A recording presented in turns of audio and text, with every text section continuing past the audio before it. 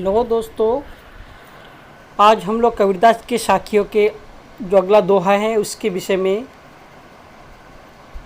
जानकारी दे रहे हैं। आई होप आप लोग सुनेंगे अच्छी तरह और उसको नोट करेंगे। व्यक्तित्व ही एक उच्च स्तर का रहा है जिसको लोग हम अपनी जिनकी जो भाषा है, उनकी शैली है या फिर उनकी जो दोहे हैं, हम लोग अपने अंदर समाहित भी कर रहे हैं। तो उसी में से एक दोहा है, कहते हैं कबीरदास जी, हस्ती चढ़िए ज्ञान को, हस्ती चढ़िए ज्ञान को, सहज डुली चाडारी, स्वान रूपी संसार है भुकंदे झक मारी। इसके भावार्थ को समझते हैं। कबीरदास जी कहते हैं कि जो लोग ज्ञानी व्यक्ति होते हैं वो अपना काम निस्वार्थ होकर दूसरों की भलाई के लिए चुपचाप करते रहते हैं, लेकिन कुछ लोग उनके काम में हमेशा बाधा डालने का काम करते रहते हैं। उनको अच्छा बुरा बोलते रहते हैं, लेकिन वो हमेशा क्या करते हैं, इन चीज़ों में ना पढ़कर अपने काम में और अपने कर्तव्य की ओर क्या है आगे बढ़ते रहते हैं।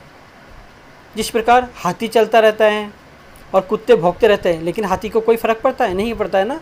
ठीक उसी प्रकार जो ज्ञानी व्यक्ति होते हैं वो इन चीज़ों में नहीं पड़ते, बल्कि अपने काम की ओर क्या हमेशा अग्रसर रहते हैं। और जो बोलने वाले व्यक्ति होते हैं एक समय के अंतराल में क्या है, वो अपने आप में ही वो चुप हो जाते हैं। ये इसका भावार्थ रहा। एक अगला भाग है, पखापकी कारणी सब जग रहा भुलान, निरपक होई के हरि भजे सोई संत सुजान। कबीरदास जी इन पंक्तियों में बताना चाहते हैं, कुछ लोग क्या होता है, कुछ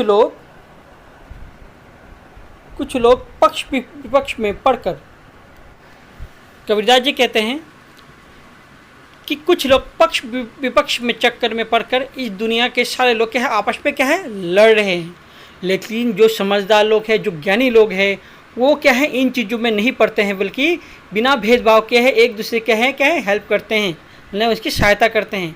और ये क्या है एक संत व्यक्ति की, जो संत व्यक्ति का वो परिचय होता है।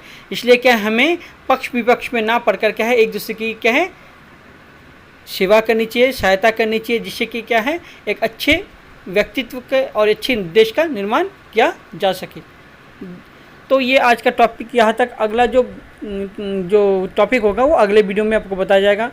आई होप आप लोग इस चीज़ों को ध्यान से सुन रहे हैं।